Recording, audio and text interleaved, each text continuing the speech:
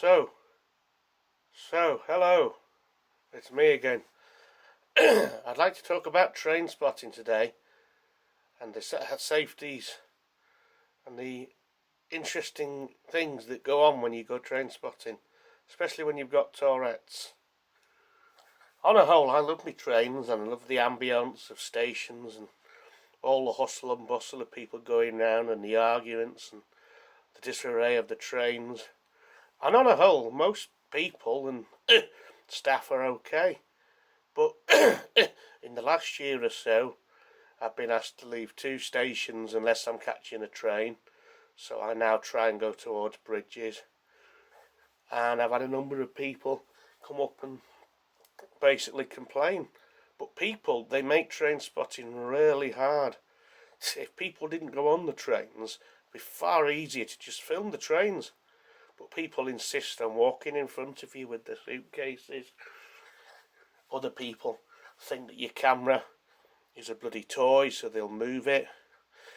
Everything's just dead against you. And it can cause real problems, especially when the staff get the wrong idea. And when I was coming down from Plymouth, and we were going over the Tamar Bridge, and I always film the Tamar Bridge. I had the camera on the windowsill of the train on the tripod. And the next thing, the staff came along and said, "Oh, the passengers don't like you having the camera."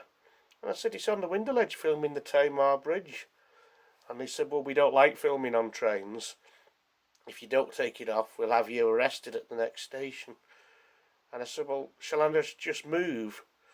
And they said, "No, there's no room anywhere." I said, "Well, you've ruined my footage anyway now. Luckily, I've done it before."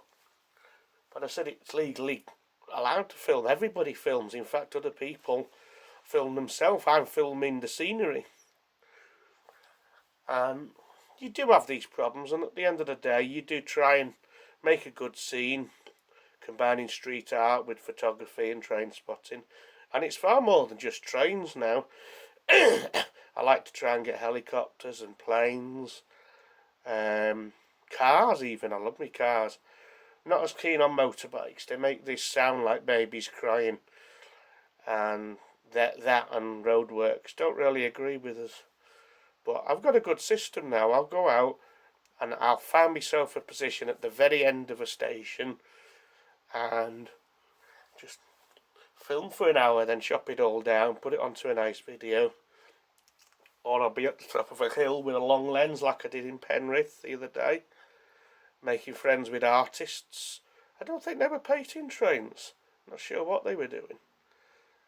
And then obviously, if it's raining, you try and find somewhere sheltered. You can still actually film some really good footage if it's raining, provided you're in a shelter and the trains are not too far away. It improves the what's the word, colours and deepness of trains. But I must start going to car parks. I do like car parks. There's a particular car park in Truro which will be good for photography. Very similar to the one near my flat. And I must start doing what other people are doing and just sort of doing historical talks on stations. So the nearest station to me, just going up and down talking about the history of it. Like where subways used to be and where steps used to be, and the kind of trains that used to run up and down there. I don't think I can do every station. Somebody calls himself that. I know somebody else with a big nose from Scotland. He goes round filming vlogs. In fact, there's 2 from Scotland with funny noses. But they do really, really well. But their talking qualities are far better than mine, and they don't bark every 5 minutes. One of them has a daughter in it, and she makes some funny sounds. I think she's Polish, or is it his girlfriend? They seem to change roles when it suits them. But anyway, I'm back in today. I was going to go to Helsby because that's a very interesting junction, but for 2 reasons I couldn't get there. It's not the best weather, and apparently there's no trains down the other side of the. I think there's like 2 or 3 a day at 6 o'clock in the morning. I thought to myself, I ain't going out at 6 o'clock in the morning to film trains. just on one branch. I could get clever and film the trains on the left and move them to the right, but they're not exactly identical, so unlike what I've done with canal boats and things in the past, I don't think that would work. But head over to Transport Hub 83 if you want to see my footage. It's all very random and unplanned. I'm not into any of this setups or having the tripod with me every day. But I think it's becoming really therapeutic for me as well. Really inventive as well, and obviously I try not to trespass. When I say try not to trespass, I always stay on my side of the fence. If somebody's knocked a fence down, then I will go a couple of feet across and stand the camera up, but then I'll appropriately go back to where I should be. And I never do that on main railway lines. I'll stand as close to the fence as I can. The occasional heritage line doesn't have fences along it, so occasionally it's okay to do it there.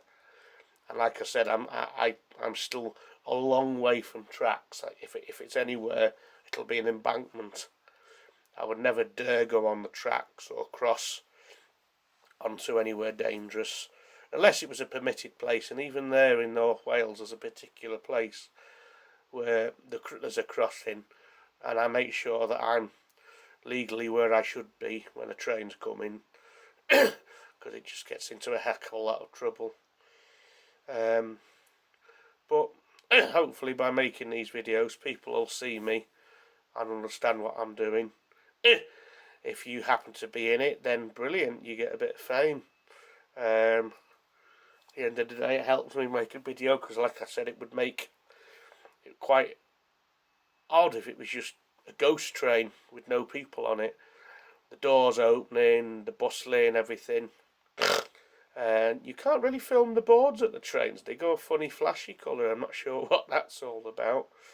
But this year alone, I've been to the Peak District, the Lake District, North Wales, the Cotswolds, Cornwall, Wales.